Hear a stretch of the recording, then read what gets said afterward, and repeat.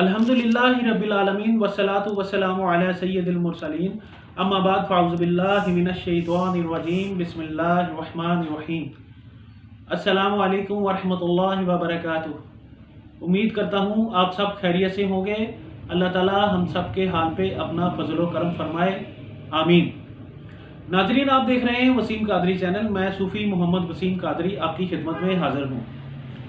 تو آج میں ایک ایسا مجرب اور آزمودہ عمل لے کے حاضر ہوا ہوں جس کو کرنے سے انشاءاللہ جو لا علاج مرض ہے وہ شفا میں بدل جائے گا، اس مریض کو شفا ہو جائے گی۔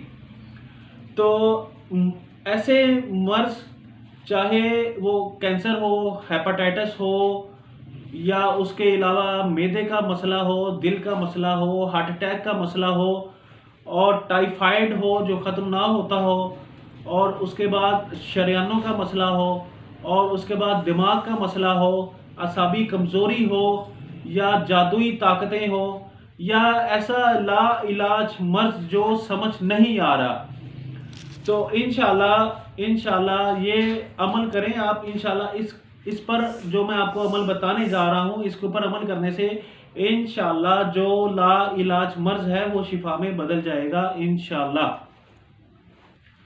تو اگر آپ ہمارے چینل پہ نئے ہیں تو اس کو سبسکرائب کریں تاکہ آئندہ جو ہماری ویڈیو ہے وہ آپ کو بروقت مل سکے، اور اس کو زیادہ سے زیادہ شیئر کریں۔ تو اب میں آپ کو وظیفہ بتانے جا رہا ہوں۔ وظیفہ بتانے سے پہلے آپ سے عرض یہ ہے کہ اس وظیفہ کی پوری طاقت لینے کے لیے آپ اپنے آپ کو پاک صاف کریں، باوضو کریں، نماز پڑھیں، کیونکہ جب اللہ تعالیٰ کی رضا شامل حال ہوگی تو انشاءاللہ وظیفہ کی ہمیں طاقت پوری ملے گی، جس سے جو ہم عمل کر رہے ہیں وہ ہمارا مقصد پورا ہوگا۔ تو اللہ تعالیٰ کی رضا جو ہے وہ لازمی ہے، ہر مقصد میں، ہر کام میں اللہ تعالیٰ کی رضا لازمی ہے۔ تو اللہ تعالیٰ کی جو رضا ہے وہ اس کام میں ہے جو میرے محبوب صلی اللہ علیہ وسلم آپ نے کر کے دکھایا دنیا کے اندر۔ ظاہری طور پہ جو آپ نے کیا وہ کام ہم اگر کریں گے تو اس میں ہمارے لیے اللہ تعالیٰ کی رضا شامل حال ہے۔ تو اب آپ وظیفہ نوٹ فرما لیں۔ آپ نے جو مریض ہے اس کے سرہانے والی سائڈ پہ بیٹھ جانا ہے، اور ایک 100 دانے والی آپ نے ایک تسبیح لے لینی۔ اس کے اوپر آپ نے یا سلام یا اللہ، یہ پوری تسبیح پڑھنی ہے آپ نے، اور اول آخر آپ نے 21 دفعہ درود ابراہیم پڑھنا ہے۔